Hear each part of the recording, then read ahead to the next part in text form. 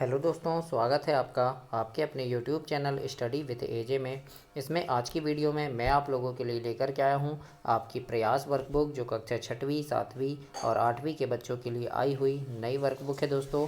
हमारा घर हमारा विद्यालय।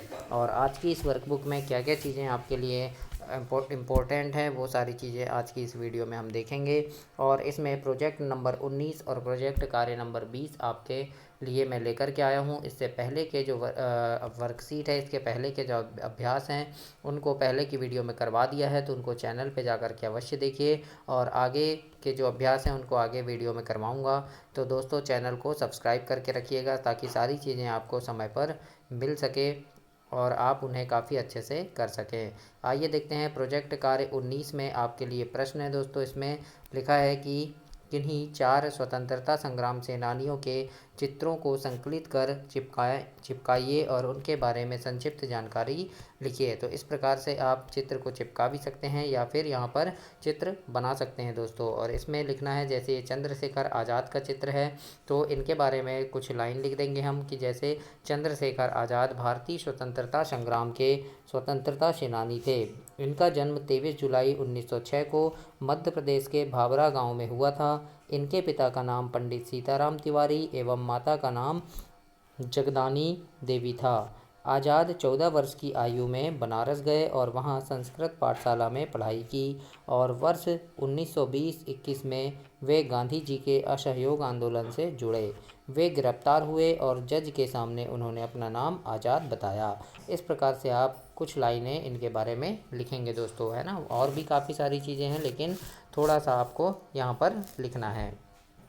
इसी प्रकार से और अगला लिख देंगे, जैसे ये हैं डॉक्टर राजेंद्र प्रसाद, तो इनका चित्र आप कहीं से चिपका सकते हैं यहाँ पे या फिर ऐसे चित्र बना लीजिएगा। और इनके बारे में लिख देना कि डॉक्टर राजेंद्र प्रसाद भारत के प्रथम राष्ट्रपति एवं महान भारतीय स्वतंत्रता सेनानी थे। वे भारतीय स्वाधीनता आंदोलन के प्रमुख नेता में से थे। इनका जन्म 3 दिसंबर सन 1884 को सीवान बिहार में हुआ था, सीवान जिले में बिहार में हुआ था। डॉक्टर राजेंद्र प्रसाद ने गांधी जी के असहयोग आंदोलन के तहत बिहार में असहयोग का आह्वान किया और आज़ादी के बाद 26 जनवरी 1950 को स्वतंत्र भारत के संविधान की पुष्टि हुई और राजेंद्र प्रसाद को भारत का प्रथम राष्ट्रपति चुना गया। इस प्रकार से इनके बारे में भी आपको ऐसे 8-10 लाइनों में लिखना है दोस्तों। इस प्रकार से 2 लोगों के बारे में हमने लिखा है। इसके बाद तीसरा जैसे लिख देंगे यहाँ भीमराव अंबेडकर जी है ना। इनके बारे में लिख देंगे कि भीमराव अंबेडकर जी का जन्म 14 अप्रैल सन 1891 को हुआ था और वह अपने माता पिता की 14वीं संतान थे। ये जाति से दलित थे, इसीलिए उनका बचपन बहुत ही मुश्किलों में बीता। अंबेडकर सहित सभी निम्न जाति के लोगों को सामाजिक बहिष्कार, अपमान और भेदभाव का सामना करना पड़ता था, किंतु उन्होंने जीवन में आई सभी चुनौतियों का डटकर सामना किया और दुनिया में अपनी अलग पहचान बनाई। बाबा साहेब अम्बेडकर ने भारत का संविधान भी लिखा। इस प्रकार से आप इनके बारे में भी ऐसे लिखेंगे दोस्तों। इसके बाद देखते हैं टंट्या भील हैं ये, है ना। तो ये भीलों के नेता कहलाते थे, टंट्या भील। तो इनके बारे में भी हम लिख सकते हैं कि टंट्या भील का जन्म 1840 में मध्य प्रदेश के खंडवा में हुआ था। इनका जो असली नाम है वो टंडरा भील था। इनकी गतिविधि को देखते हुए अंग्रेज इन्हें इंडियन रॉबिन हुड कहते थे। ये भील जनजाति के ऐसे योद्धा थे जो अंग्रेज़ों को लूटकर गरीबों की भूख मिटाने का काम करते थे। इन्होंने अंग्रेज़ों की शोषण नीति के खिलाफ आवाज़ उठाई और गरीब आदिवासियों के लिए मसीहा बनकर उभरे, है ना। इस प्रकार से टंट्या भील के बारे में भी आप लिख सकते हैं। ये भी महान स्वतंत्रता संग्राम सेनानी थे। इस प्रकार से आपका प्रोजेक्ट नंबर 19 समाप्त हुआ। अब देखेंगे हम प्रोजेक्ट कार्य नंबर 20 और ये है दोस्तों आपका अंग्रेजी का, है ना। तो इसमें आप लिखेंगे prepare a weekly plan of your self study and right in the table given below. मतलब आपको यहाँ पे अपने स्व अध्ययन की, है ना, अपने स्व अध्ययन की साप्ताहिक योजना बनाकर दी गई टेबल में आपको भरना है। मतलब टाइम टेबल लिखना है एक सप्ताह का पूरा। मंडे को क्या पढ़ते हैं आप, ट्यूसडे को क्या पढ़ते हैं, ये सारी चीज़ें आपको यहाँ पर लिखनी है दोस्तों, है ना। जैसे यहाँ पर देखो मंडे को लिखा है, मंडे को, है ना, मैथ्स में क्या पढ़ते हैं हम, तो जैसे नंबर सिस्टम पढ़ते हैं तो यहाँ नंबर सिस्टम लिख दिए।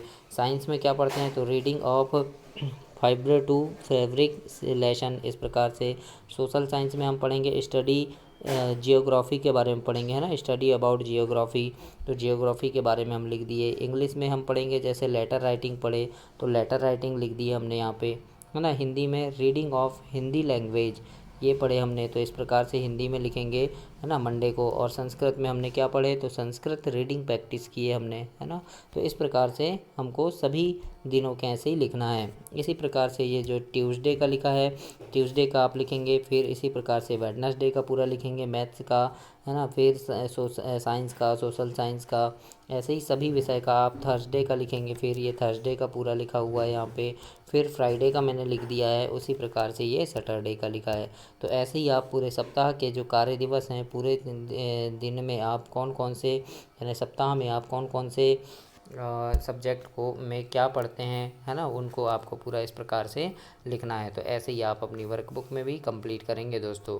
इसके बाद हम देखते हैं क्वेश्चन नंबर 2। तो इसमें आपको पूछा है राइट योर डेली रूटीन, है ना, मतलब आपको यहाँ क्या करना है, अपनी दिनचर्या के बारे में लिखना है 10 वाक्यों में। 10 सेंटेंस लिखा है, मतलब 10 वाक्यों में आपको यहाँ पे लिखना है। तो यहाँ पर आप जैसे एग्जाम्पल के लिए यहाँ दिया गया है I get up at 6 o'clock in the morning, मतलब मैं सुबह 6 बजे उठता हूँ, है ना। तो इस प्रकार से यहाँ पर और भी बाकी सारी चीज़ें, जब खाली जगह है वहाँ पर आपको लिखना है 6 बजे आप उठते हैं। उसके बाद हम लिख दिए by 6:45 AM I take bath and get ready, मतलब मैं 6:30 बजे नहाता हूँ और तैयार हो जाता हूँ, है ना। फिर लिख देंगे हम इसके बाद अगली लाइन लिखेंगे दोस्तों at 7 AM I have breakfast, मतलब मैं सुबह का नाश्ता करता हूँ 7 बजे, है ना। इसके बाद आप फिर और आगे लिखेंगे कि I go to school at 10:30 AM, मतलब 10:30 बजे मैं स्कूल जाता हूँ या स्कूल के लिए निकलता हूँ, है ना। फिर I come from school at 4:30 AM, मतलब मैं 4:30 बजे स्कूल से आ जाता हूँ। तो इसी प्रकार से आप पूरे अपने एक दिन में आप क्या क्या करते हैं, कौन कौन से समय कौन कौन सा काम करते हैं, वो सारी चीज़ें यहाँ पर लिखना है आपको। जैसे I have lunch by 2 PM, मतलब 2 बजे मैं लंच करता हूँ, दोपहर का भोजन करता हूँ। इसके बाद लिख देंगे after coming back from school I rest for a will, मतलब कुछ समय के लिए मैं स्कूल से आकर के कुछ देर आराम करता हूँ। उसके बाद हम लिख देंगे यहाँ पे कि I go to play at 5 PM, यानी 5 बजे मैं खेलने जाता हूँ। I return from playing at 6 PM, मैंने 6 बजे खेल कर आ जाता हूँ, है ना, 1 घंटे के लिए खेलता हूँ।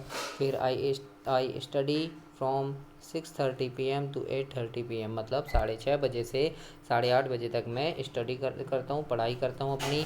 और I eat and go to sleep at 9 PM, मतलब मैं खाना खाने के बाद 9 बजे तक सो जाता हूँ।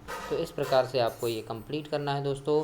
आपका 19 प्रोजेक्ट कार्य 19 और प्रोजेक्ट कार्य 20 मैंने आज की इस वीडियो में कंप्लीट करवा दिया है। इसके आगे की वीडियो में 21 से 24 तक अगली वीडियो में कंप्लीट करवा दूंगा पूरे वर्कबुक को। और चैनल को सब्सक्राइब करना, सारी चीज़ें आपको समय पर मिले इसके लिए चैनल को सब्सक्राइब करके रखिएगा। धन्यवाद।